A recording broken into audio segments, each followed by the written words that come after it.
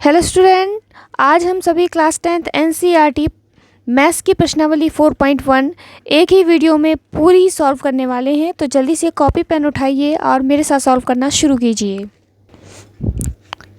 पहला प्रश्न है, जांच कीजिए कि क्या निम्नलिखित द्विघात समीकरण है। हमें कुछ समीकरण दिए गए हैं और हमें जांच करके बताना है कि समीकरण द्विघात है या नहीं है। तो समीकरण द्विघात है या नहीं है, ये जानने के लिए सबसे पहले हमें यह पता होना चाहिए कि द्विघात समीकरण क्या होते हैं। तो सबसे पहले मैं आपको बताऊंगी कि द्विघात समीकरण क्या होते हैं और वो किस फॉर्म में होते हैं, क्योंकि जब आप इतना समझ लेंगे तो आपको प्रश्न आसानी से समझ में आएंगे और कॉन्सेप्ट भी क्लियर होगा। तो चलिए,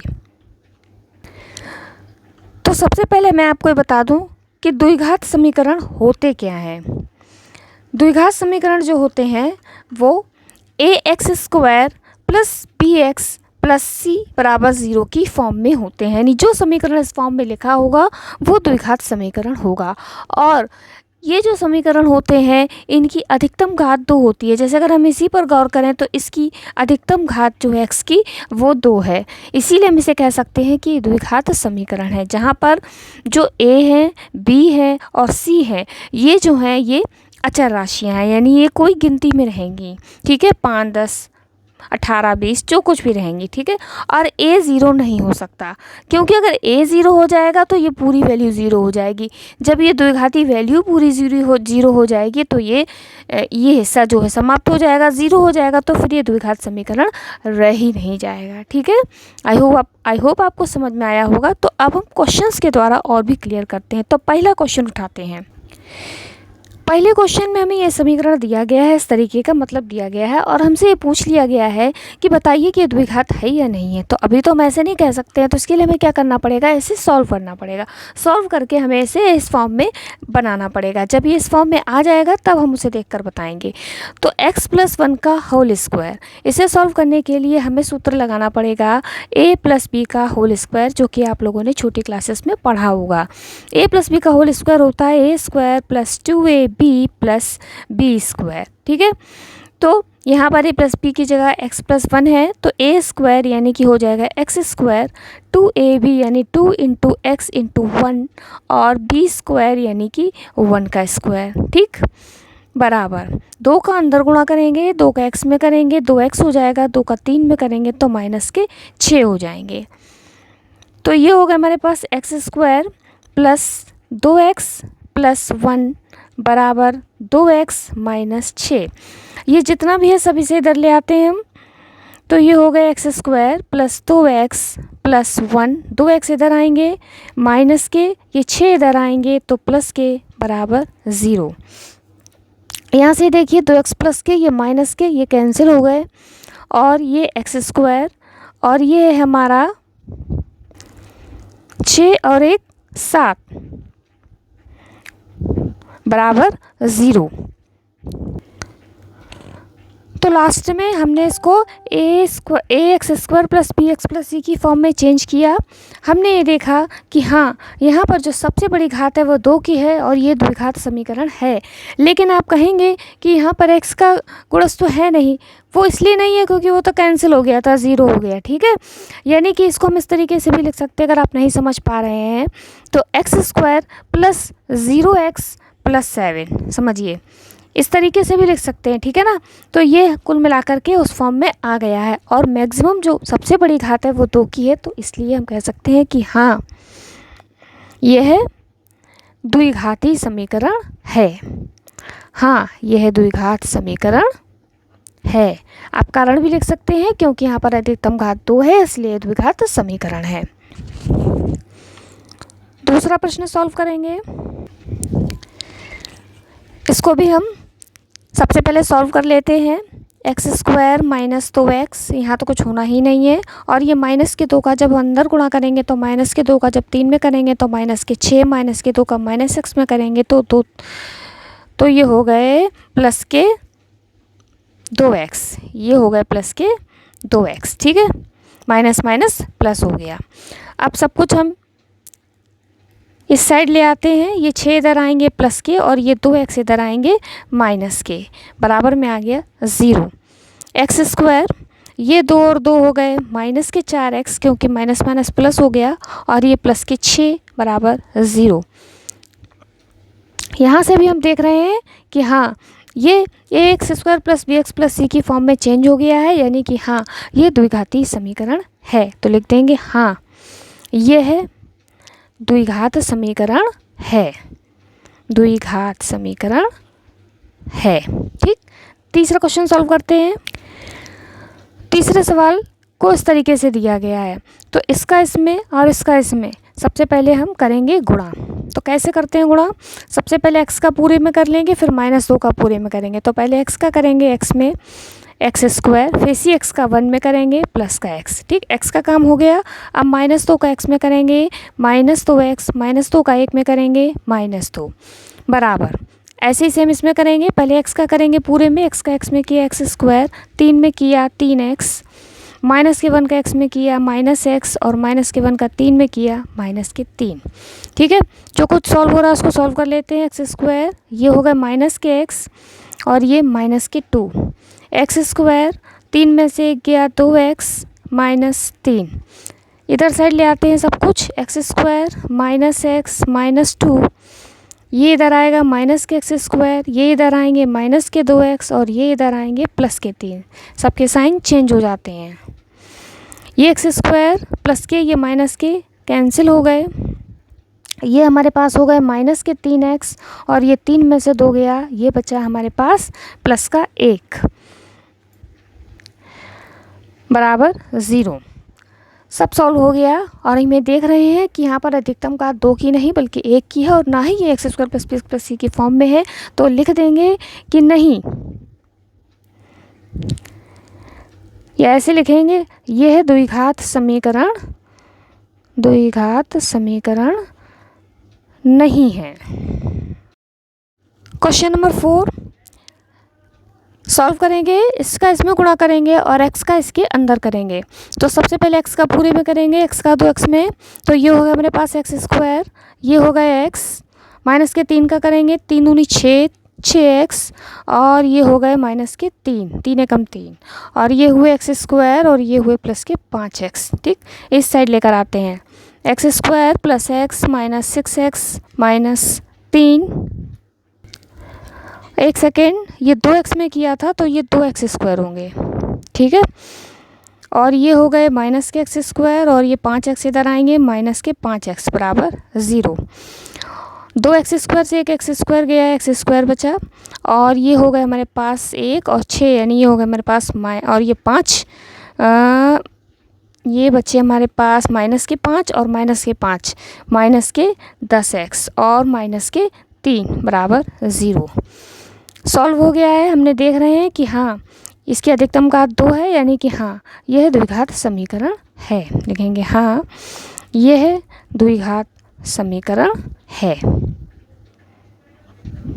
नेक्स्ट क्वेश्चन नंबर 6 मल्टीप्लाई करते हैं, इसका इसमें और इसका इसमें सॉल्व करेंगे। तो x का करेंगे तो x², तो x का 3 में करेंगे -6x, -1 का x में -x, और ये -1 का -3 में प्लस के 3, ये हो गए। x का करेंगे x में x², ये हो गए माइनस के x, और 5 का x में करेंगे प्लस के 5x, और 5 एकम 5 माइनस के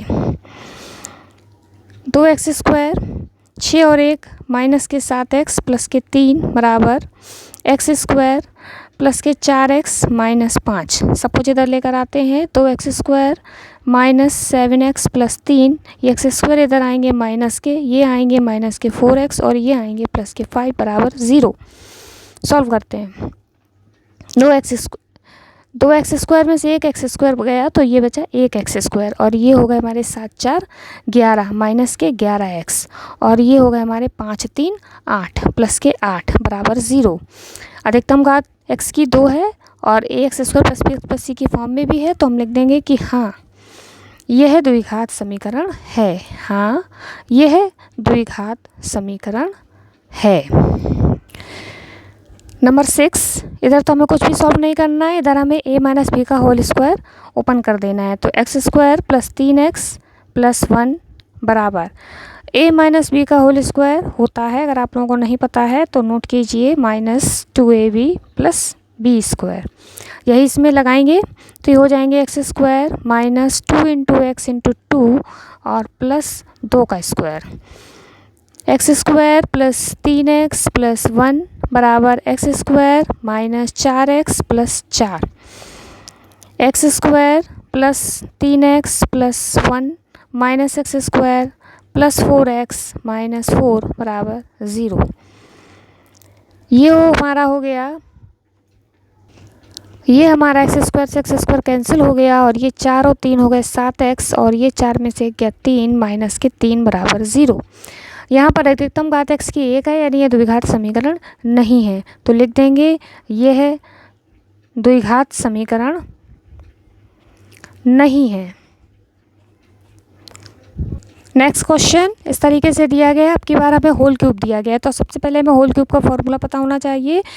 फॉर्मूला होता है a प्लस बी का होल क्यूब बराबर a cube plus 3a square B plus 3ab square plus b का होल क्यूब।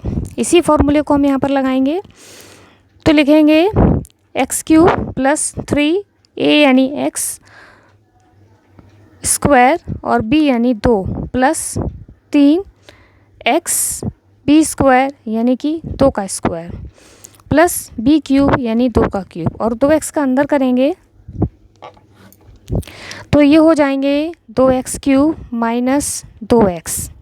ठीक, सॉल्व करते हैं। x क्यूब प्लस 3 दूनी 6x स्क्वायर प्लस 2 दूनी 4 3 12x प्लस 8 बराबर 2x क्यूब माइनस 2x।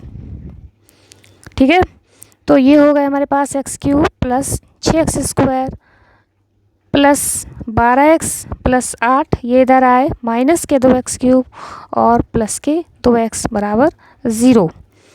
ये हो गया माइनस का x क्यूब और ये हो गए हमारे पास, इसका तो कुछ भी नहीं होना, प्लस के 6x स्क्वायर और ये 12 और 2 हो गए 14x और 8 बराबर 0।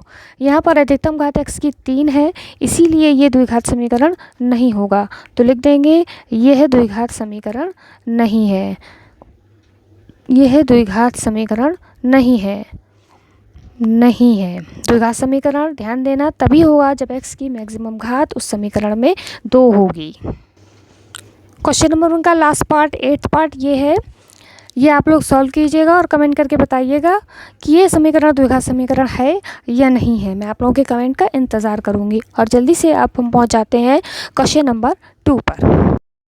तो इसी क्रम में जो दूसरा प्रश्न है इसमें कहा गया है कुछ स्थितियां दी गई हैं, कुछ प्रश्न दिए गए हैं और उन्हें हमें द्विघात समीकरण के रूप में निर्मित करना है। ठीक है, बस इतना ही करना है। तो उसी में से जो पहला क्वेश्चन है इसे मैंने नोट कर लिया है।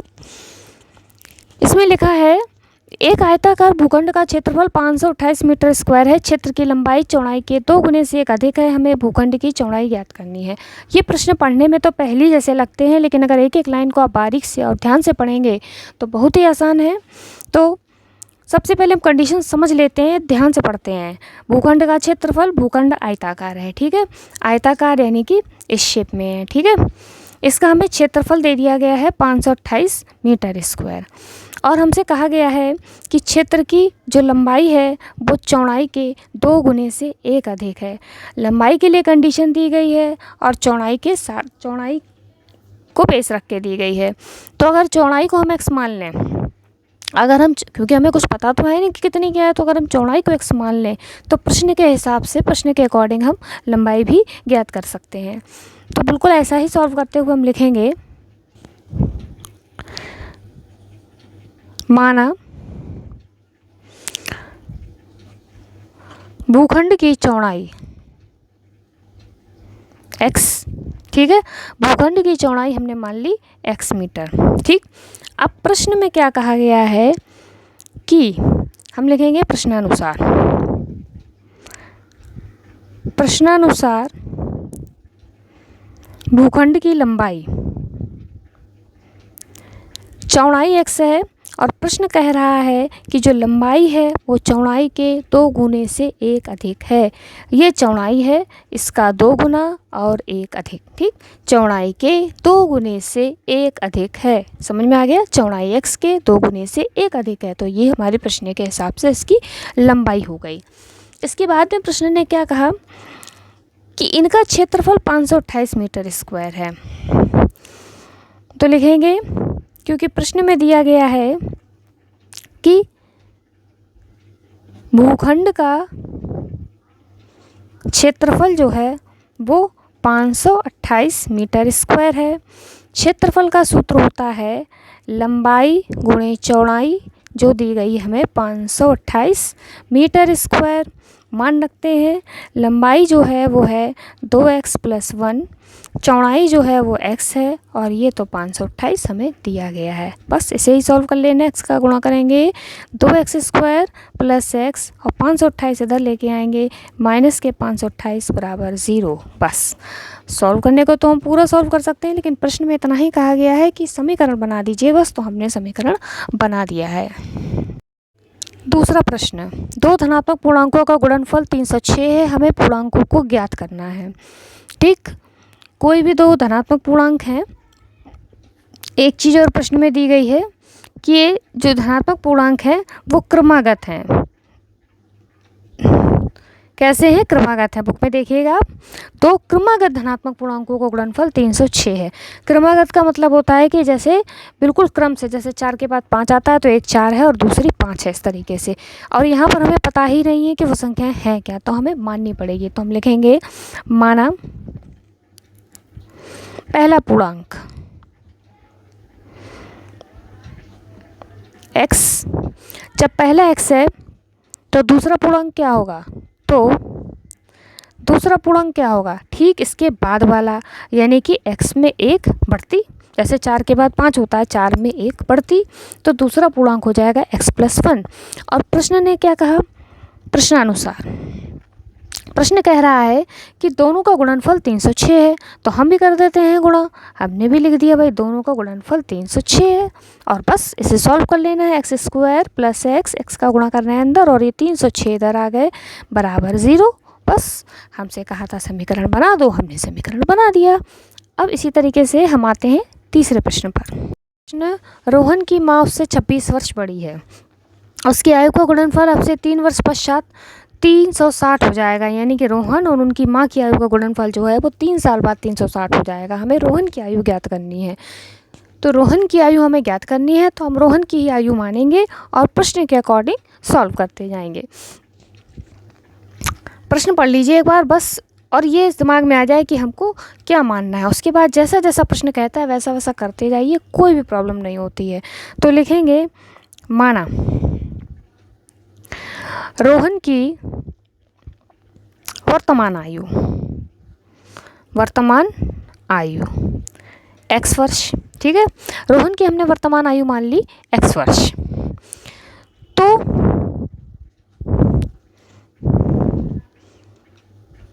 रोहन की माँ की आयु क्या हो जाएगी? प्रश्न कह रहा है उसी हिसाब से। प्रश्न कह रहा है कि माँ 26 वर्ष बड़ी हैं, रोहन आज x साल का है, तो उनकी माँ x + 26 वर्ष की होंगी। कितने वर्ष की होंगी? x + 26 वर्ष की होंगी। जाहिर सी बात है, जैसा प्रश्न ने कहा हमने बिल्कुल वैसा ही कर लिया। उसके बाद अब क्या कहा है प्रश्न ने?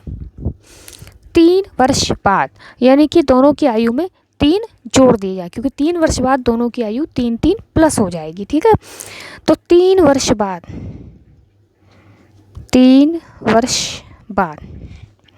दोनों की आयु कितनी कितनी होगी? रोहन की हो जाएगी x + 3, ठीक, माताजी की हो जाएगी x + 3 और +26। ठीक, 26 वर्ष पहले से ही बड़ी थी और 3 उसमें और बढ़ गए। ठीक, और कहा गया कि इन दोनों का ही गुणनफल जो है वो कितना हो जाएगा? 360। बस एक बार फिर से बताती हूँ, 3 साल बाद दोनों की एज में 3 साल जुड़ जाएंगे, तो रोहन के में भी 3 जोड़ दिए और माताजी के में भी 3 जोड़ दिए, और दोनों का कर दिया गुणनफल, और वो हो जाएगा 360। हमें कुछ नहीं करना है, सॉल्व करना है। x + 3 ये हो गया x प्लस 26, 27, 28, 29, ठीक, 29 बराबर 360। गुणा करते हैं, x का करेंगे एक्स स्क्वायर प्लस 29x, 3 का करेंगे 3x प्लस 29 तियाँ 87 बराबर 360। एक्स स्क्वायर ये हो गए 29 और 3 32x, 360 इधर आएंगे, 360 में से 87 माइनस हो जाएंगे, 360 में 87 माइनस हो गए, 10 में 7 गए 3, 7 273 बराबर 0। तो इस तरीके से हमने समीकरण ज्ञात कर लिया और बस हमें यही छोड़ देना है, ठीक है। एक लास्ट क्वेश्चन और बचा है, उसे भी सॉल्व करते हैं आज की क्लास का और इस एक्सरसाइज का लास्ट क्वेश्चन। एक रेलगाड़ी 480 किलोमीटर की दूरी समान चाल से तय करती है, तो इसकी चाल 5 किलोमीटर प्रति घंटा कम होती है, तो उसी दूरी को तय करने में 3 घंटा ज़्यादा लेती है। स्पीड कम हो गई तो टाइम ज़्यादा लेगी, तो वैसे भी जाहिर सी बात है। हमें रेलगाड़ी की चाल ज्ञात करनी है। बड़ा कठिन प्रश्न है, ध्यान दीजिएगा। इस प्रश्न में बस एक सूत्र काम करेगा जो हमने पहले भी पढ़ा है छोटी क्लास में, चाल बराबर दूरी बटे समय, बस वो पता है तो सब पता है। तो सबसे पहले हमें रेलगाड़ी की चाल ज्ञात करनी है, तो हम मान लेंगे, माना रेलगाड़ी की चाल x किलोमीटर प्रति घंटा, ठीक। दूरी हमें दी गई है, दूरी हमें प्रश्न में ही दे दी गई है 480 किलोमीटर, जो ये तय करती है। अभी तो हमको पता नहीं है किसकी चाल है क्या, तो हम कह रहे हैं कि 480 किलोमीटर x किलोमीटर प्रति घंटा की स्पीड से तय करती है, ठीक है। तो समय कैसे पता करेंगे? समय का सूत्र होता है दूरी बटे चाल, ठीक। समय का सूत्र होता है दूरी बटे चाल। तो यहाँ पर हम मान लें अगर t1 इसको, तो दूरी है 480 और चाल है इस समय x, ठीक। ये हो गया हमारा, इसको नंबर 1 भी लिख सकते हैं, ठीक। अब इसके बाद में दूसरी कंडीशन में क्या कहा गया है, यदि उसकी चाल 5 किलोमीटर प्रति घंटा कम हो जाए, यानी प्रश्न के अनुसार, प्रश्नानुसार अब की बार चाल क्या हो गई है, 5 घंटा कम हो गई है। सॉरी 5 नहीं है, यहाँ 8 घंटा है। किताब में 8 घंटा है, देखिएगा आप लोग अपनी किताब में 8 घंटा है। 8 घंटा कम हो जाए तो पहले x थी, अब x माइनस 8 हो गई। भाई क्या समस्या है, पहले x थी अब x माइनस 8 हो गई और दूरी तो वही तय करनी है, कोई चेंज नहीं है, 480 किलोमीटर ही चलना है उसको, ठीक है। तो अब की बार जो समय होगा, अब की बार के समय को अगर हम t2 लिख लें तो दूरी बटे चाल, नई दूरी, दूरी तो उतनी है भाई, नई नहीं है, चाल नई हो गई है, x माइनस 8 हो गई है। इसको हम दूसरी बात मान लें, ठीक। अब प्रश्न क्या कह रहा है कि जब चाल 8 घंटे कम हो गई है तो दूरी तय करने में 3 घंटा समय ज़्यादा लग रहा है। अगर हम दोनों समय बराबर कर देते हैं, 480 बटे x बराबर 480 बटे x माइनस 8। अब ध्यान से सुनना, जब हमने यहाँ पर चाल कम कर दी है तो समय 3 घंटा ज़्यादा लग रहा है, तो हम क्या करें, अगर इसमें 3 जोड़ दें तो अभी ये हिसाब किताब बराबर हो गया, ठीक है, समझ में आ गया। अब हम इसे सॉल्व करते हैं, 480 बटे x माइनस 8 अपनी जगह पर है और ये 480 बटे x हम इधर लेकर आए और 3 अपनी जगह पर छोड़ दिए, ठीक है।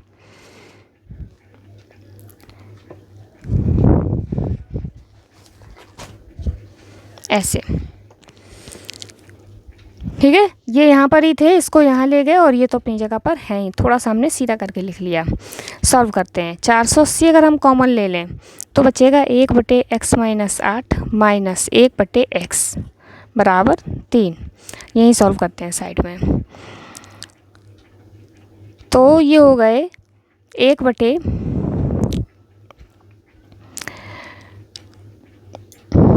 ऐसे नहीं करते हैं, ऐसा करते हैं x-8, ठीक। ये हो जाएगा x माइनस x का x कैंसिल हो जाएगा और ये हो जाएंगे माइनस के x-8 बराबर 480 नीचे आ जाएंगे इसके। x माइनस एक्स प्लस 8 बटे x² माइनस 8x बराबर ये हो जाएंगे 1/3 एकम 3, 3 छक्का 18, 160। ये x कैंसिल हो गया, क्रॉस मल्टीप्लाई करेंगे x² माइनस 8x बराबर 160 में 8 का गुणा होगा, ये हो जाएंगे 128, 1280, यानी x² माइनस 8x माइनस 1280 बराबर 0। यही समीकरण बनेगा जो कि हमसे पूछा गया। So thank you for watching. आज हमने पूरी एक्सरसाइज 1 शॉट में सॉल्व की है। अगर आपको पूरी एक्सरसाइज समझ में आ गई है तो प्लीज़ वीडियो को लाइक करें, शेयर करें, चैनल को सब्सक्राइब करें। बहुत मेहनत लगती है बनाने में, थोड़ा सा सपोर्ट करें। Thank you again, bye.